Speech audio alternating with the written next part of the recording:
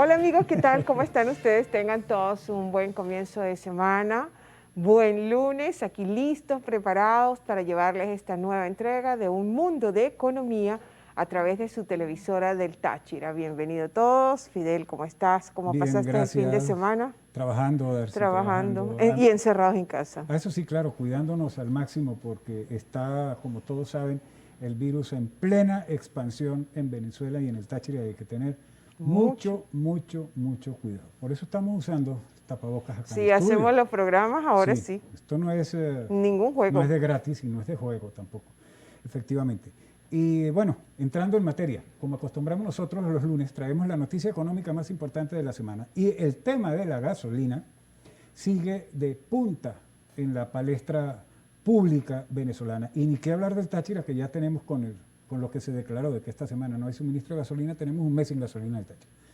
El tema, la noticia, PDVSA aplica racionamiento de combustible y hunde aún más a Venezuela en la crisis, porque ahora viene el racionamiento ya formalmente a nivel nacional. Sí, la escasez de gasolina aquí en Venezuela podría llegar a niveles nunca antes vistos, incluso peores que los vividos en febrero y en marzo pasado, ¿no?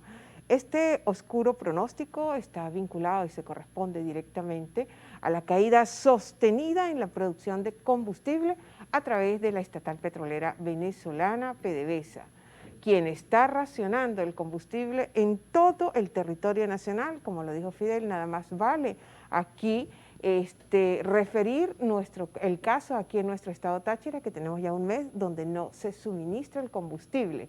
La medida pues se debe en parte a la paralización de las dos refinerías más importantes del país que sufrieron averías en las últimas semanas en medio de amplias sanciones también del gobierno de los Estados Unidos al venezolano que prohíben la venta de gasolina al país. Fidel. Sí, así estamos. Se refiere también en las comunicaciones, en las noticias que estamos viendo sobre el tema, que Venezuela está de regreso, por cierto, a una situación muy similar y probablemente más intensa que la que se vivió con el tema de la gasolina en el pasado mes de marzo, cuando los residentes de todo el país, incluido la ciudad de Caracas, experimentaron escasez de gasolina o experimentamos escasez de gasolina y hubo que hacer entonces largas filas en las estaciones de servicio. Al respecto, por cierto, Eudis Giroc, director de la Federación Unitaria de Trabajadores Petroleros de Venezuela, la FUPV, explica en exclusiva para El Diario que la crisis de abastecimiento de combustible que se avecina es debido a que los inventarios de gasolina en los tanques petroleros de PDVSA se encuentran en niveles críticos. Afirma Girot que la situación es peor a la registrada a principios de este año 2020, cuando también se vivió un severo problema de escasez de combustible. Si bien en ese momento eran pocos, aún existían inventarios almacenados que ahora no existen. Comenta por el otro aspecto que empeora la situación es que pese a lo difundido en algunos medios de comunicación, en el corto y mediano plazo no existe, por cierto, ningún buque de combustible de iraní o de cualquier otra región del mundo que esté en ruta hacia Venezuela para traer gasolina hacia este país, por múltiples razones, ¿no? Exactamente. Pero en esa situación estamos. Con respecto a las estaciones de servicio, unas 950 de las 1.570 gasolineras han sido cerradas o están operando en un horario muy limitado, afirma la internacional Bloomberg. Eso estaría refiriendo que cerca del 60% de las estaciones de servicio están cerradas y, como decíamos la semana pasada, eso implica una escasez de gasolina de 60%, Darcy, en el mercado Exactamente, nacional. sí, porque lo decíamos y bueno, dada la escasez, pues es lo que justifica el cierre de muchas estaciones de servicio a nivel nacional. No, sin embargo, tenemos informaciones extraoficiales por gente muy cercana a nosotros que viven en la ciudad capital, como es Caracas, que allá sí se está suministrando todavía combustible, a pesar Hoy. de que aparecen en el día de ayer y en el día de hoy, igualmente el fin de semana, sábado, pocas colas en las estaciones de servicio en la ciudad capital, pero igual sí hay suministro de Sí, gasolina. hay reportes también en ese mismo sentido en Valencia y en Maracay. Bueno amigos, vamos a continuación a ver un video, por cierto, sobre esta información, cortesía de América Digital. Señor director, por favor, adelante.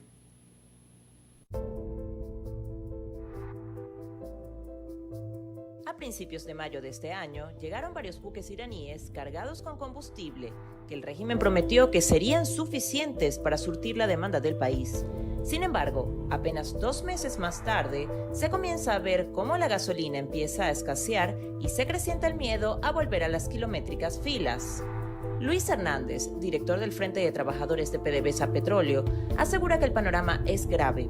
Según el experto, solo fue una promesa populista del régimen de Nicolás Maduro que no resuelve los problemas de improductividad de las refinerías, pues todos los equipos y aditivos para el funcionamiento de las mismas son importados.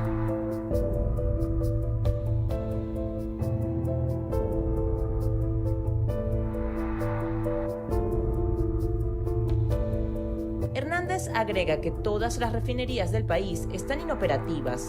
La única productiva era el Palito con 17.000 barriles y también se detuvo esta semana. Ante este escenario, Venezuela corre nuevamente el riesgo de caer en parálisis, pues sin combustible se dificulta la movilización de alimentos y materia prima, proveniente en su gran mayoría de los estados del interior del país. Caracas aún continúa viendo algo de surtido, pero no será por mucho tiempo, dice Hernández. Y su historia es completamente distinta al interior, donde ya no hay nada de combustible.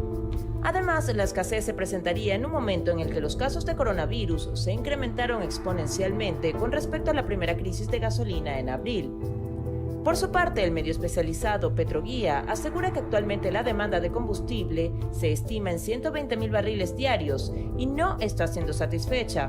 Solo se está dispensando entre 30.000 y 35.000 barriles diarios de gasolina al público, precisamente por la escasez, de acuerdo a una entrevista al especialista Juan Sabo. ¿Y usted qué opina de la crisis del combustible en el país? Es una buena interrogante, pero realmente sabemos que es por la caída tan abrupta de la producción de combustible en el país y por las refinerías, las principales que ya no están trabajando, que no hay gasolina. Bien, vamos ahora a cumplir con una pausa comercial y enseguida regresaremos con más de Un Mundo de Economía por aquí por su televisora del Táchira.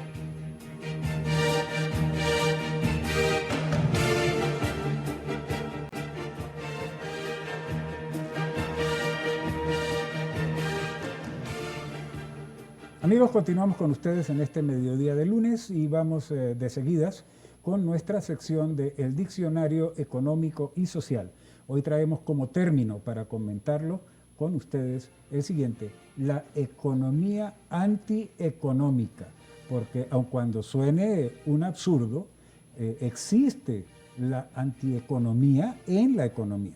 Bueno, pues muestra un botón lo que vivimos en Venezuela, ¿no? Sí, aquí no se puede hablar ya de la economía venezolana, sino de la antieconomía venezolana, tal como lo dijo Fidel. Ese es el término que está pautado para llevarles a ustedes en esta sección en el día de hoy.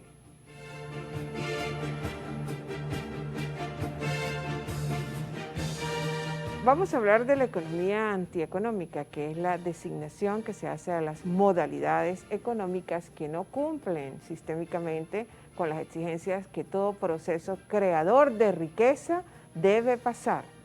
Un proceso productivo para ser económico debe arrancar con operaciones llamadas operaciones iniciales y extractivas y llegar a las operaciones de clausura mediante las cuales se busca el entorno para distribuir mediante el intercambio y el consumo las necesidades complejas de un colectivo social.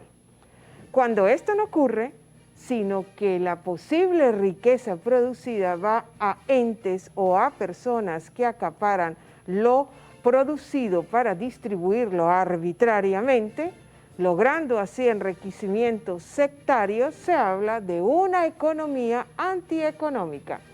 Un ejemplo de esto se dio con la propuesta del otrora presidente español Mariano Rajoy, quien propuso en junio del año 2010 una ley que prohibía el déficit fiscal.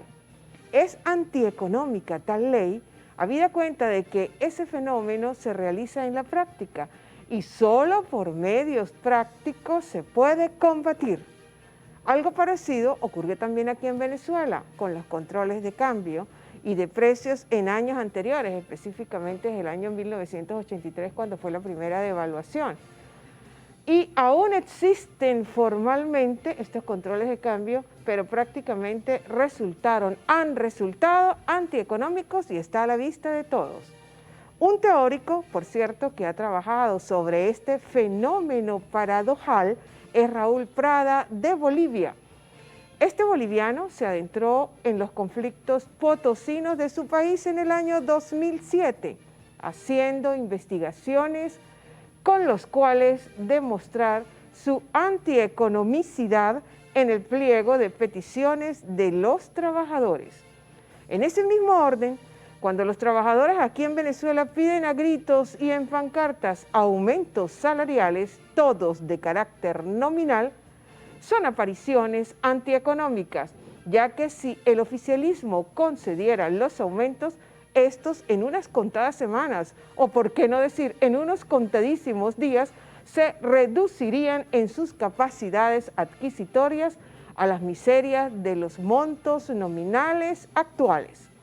En fin, amigos, amigas, la antieconomía constituye la entrada para entender procesos de producción que no llevan a los países a nada en lo referente a librarse, a despojarse de las pobrezas estructurales en las que se puedan encontrar dichos países. Y hasta aquí lo referente al término, a la economía antieconómica. ¿Y usted qué piensa, Fidel, de la economía antieconómica aquí en Venezuela? Eso iba a decir, verbigracia de lo que acabamos de escuchar de parte de Darcy, la situación de Venezuela. Es que lo que se vive aquí es absolutamente eso, un proceso antieconómico, una economía antieconómica es lo que estamos viviendo en el país. Una economía en donde lo poco que se produce es secuestrado por unos grupescos, unas mafias que se enriquecen con este producto. En el proceso van empobreciendo a la población y sumiéndola en la miseria para precisamente poder reforzar este proceso de antieconomía en la que no se produce. Y entonces terminamos todos, como ocurre con la antieconomía, viviendo la ilusión de estar económicamente haciendo algo cuando en la realidad no estamos haciendo nada. Por supuesto que no. Porque no hay productividad y no hay producción real.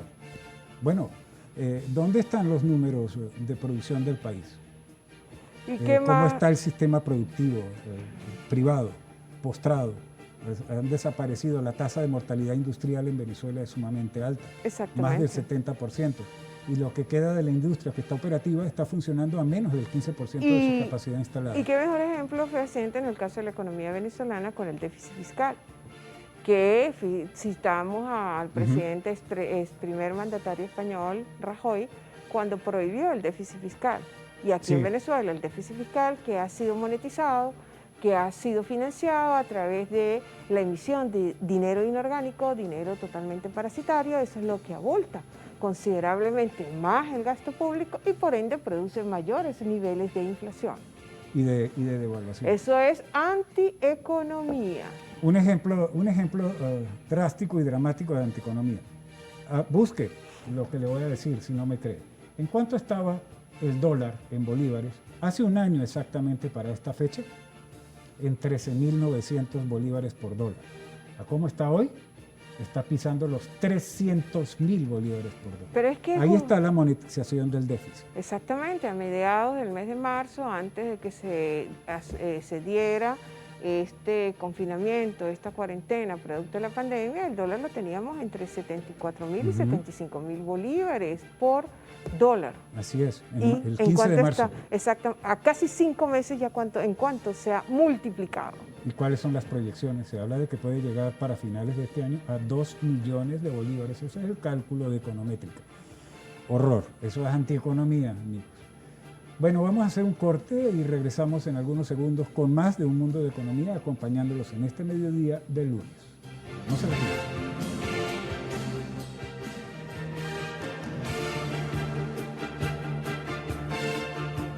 Estamos de vuelta con más de Un Mundo de Economía. Como cada lunes, vamos ahora a nuestra sección acostumbrada, como es Táchira y su economía. Realmente, pues, marcas de productos colombianos inundan el mercado tachirense. Y yo creo que, bueno, aquí específicamente en San Cristóbal, es visto por todos nosotros, tanto en muchos abastos, dígame, en esas ventas ambulatorias que están en las puertas de las casas, de los establecimientos residenciales, con productos colombianos de las marcas que suministran en el vecino país los supermercados de Uno y Justo y Bueno. Pero ¿por dónde entran estos productos? Porque no están escaseando, entran por la cantidad de trochas que hay. ¿Y qué control hay para eso? ¿Quiénes están pasándola? Y en el contexto sobre todo de contagio del virus. ¿Cómo se explica esto, Fidel? Bueno, ahí está. Ciertamente estamos en presencia de un fenómeno de invasión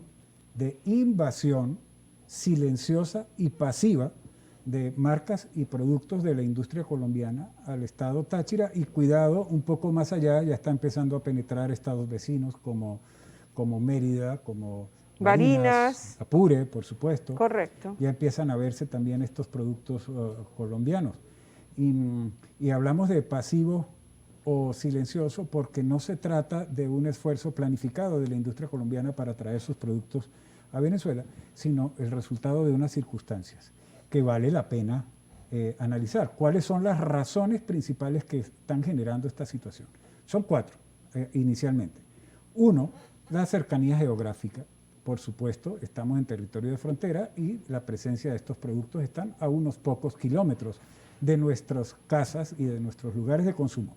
Segundo, y muy importante, la hiperinflación en Venezuela, que arroja, por cierto, este mes de agosto un indicador mensual del 28.90% de incremento promedio de los precios en el último mes, y una tasa de inflación acumulada de lo que va de año, desde el 1 de enero hasta el 1 de agosto, del 726.75%.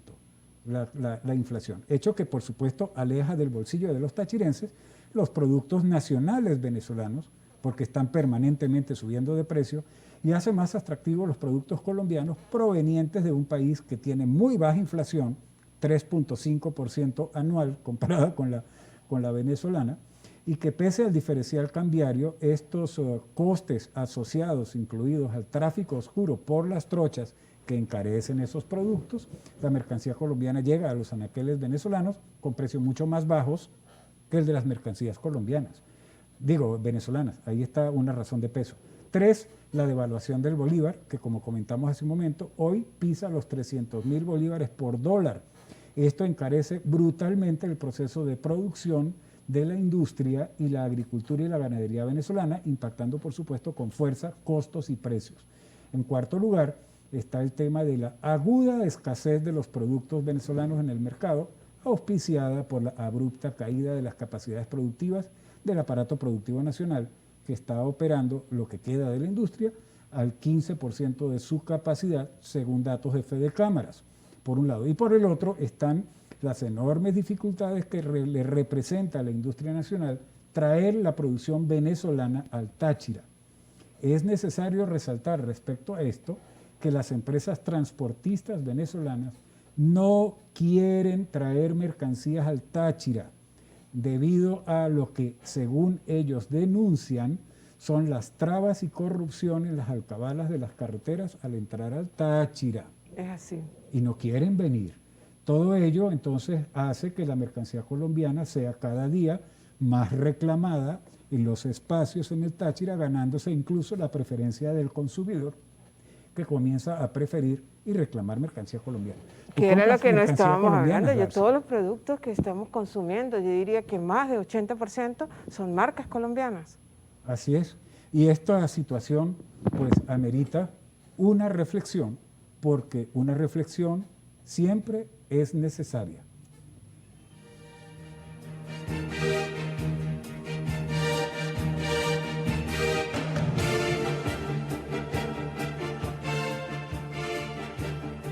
Decretado 50 aumentos salariales en el país. 50, eso suena fácil de decir, pero hay que ver lo que esto significa.